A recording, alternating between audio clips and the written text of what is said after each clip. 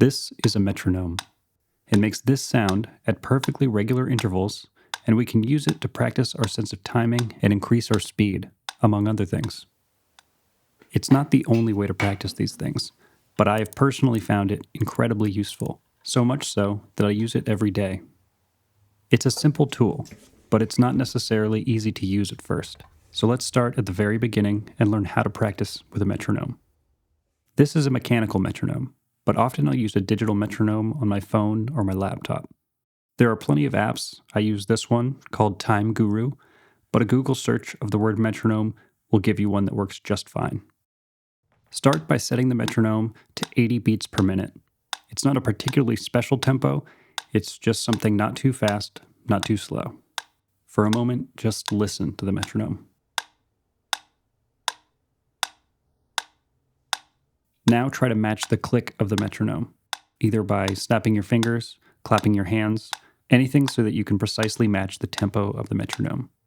Do this for as long as it takes to feel comfortable and confident with your timing relative to the metronome.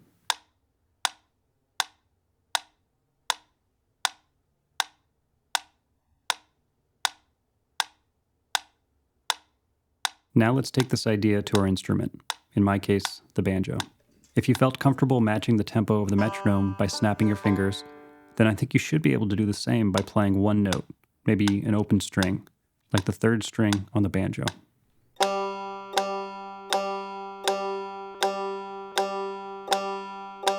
Make sure the metronome is loud enough that you can clearly hear both the click and your instrument. Listen carefully and try to match the metronome as closely as possible, but also try to relax into the rhythm. We want to be precise, but the practice is to make it feel easy.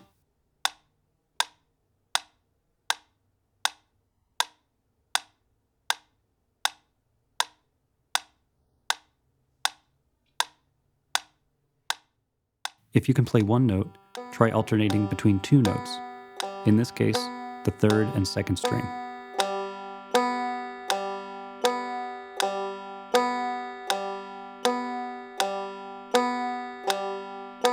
Notice that the metronome never changes. It does not react to you in any way. You're in complete control of the relationship. You could speed up, slow down, and all you're doing is changing your relationship to an unmoving sound. You can probably see where this is going. Let's try a roll pattern like this one.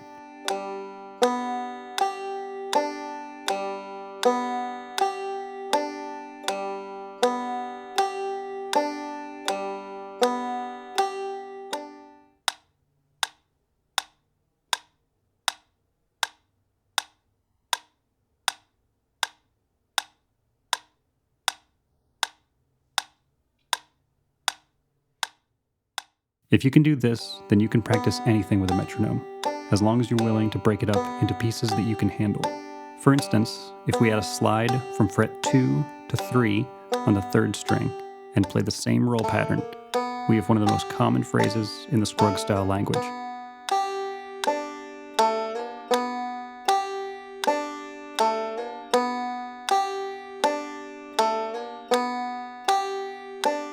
Let's try this a little faster at 90 beats per minute.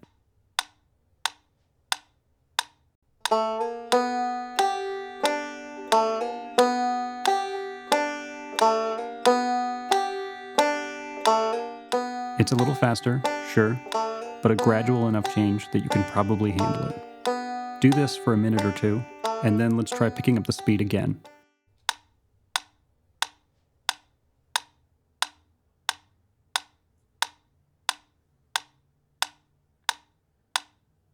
Now to 100 beats per minute.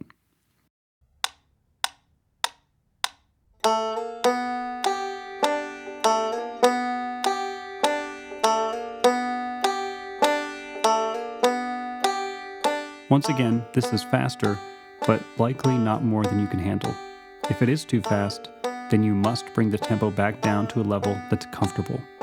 There's no rush with any of this, but the fastest way to get better is to do it at your own pace, which is almost always slower than you'd like.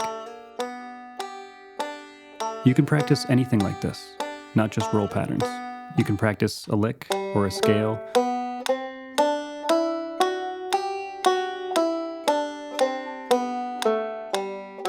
or even an entire tune.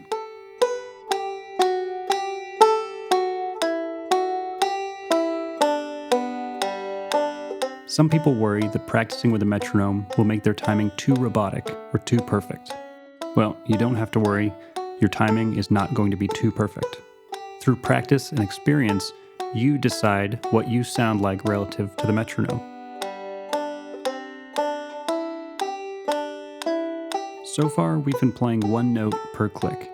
Every time the metronome clicks, we play a note. Now let's try something different.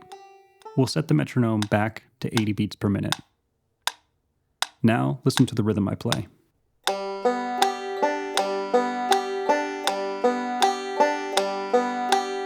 Now I'm playing 2 notes to every click, one on the click and one in between. This is called subdivision. There are unlimited ways to subdivide the beat, but for now, let's do it by half.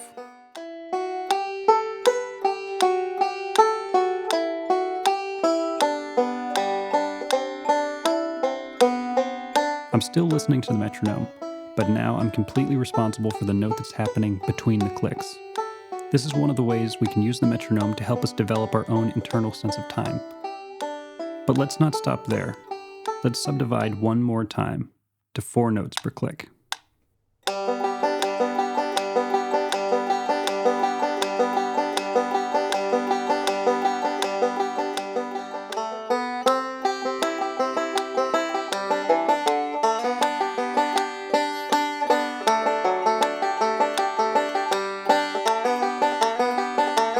This is one of the more common ways that I practice with a metronome.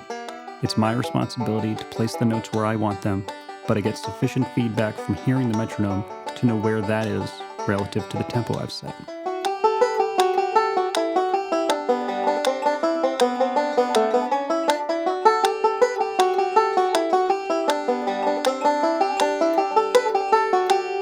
It's also where a bass player is generally playing rhythmically in a bluegrass band, which can help you visualize your own place in that kind of band. Beyond that, at higher tempos, you're not overwhelmed by monotonous clicking sounds.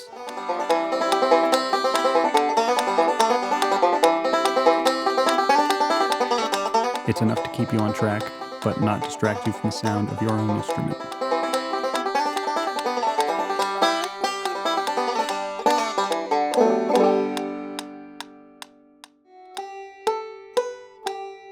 If you're able to work your way through playing extremely simple patterns or ideas like this, playing with the click and subdividing in these 2 ways, then you're making a big step in your control over timing and rhythm.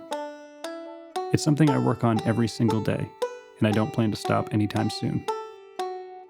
There are so many other things about metronome practice that I'd like to share with you, but you'll have to meet me in the next video once you're comfortable with these ideas.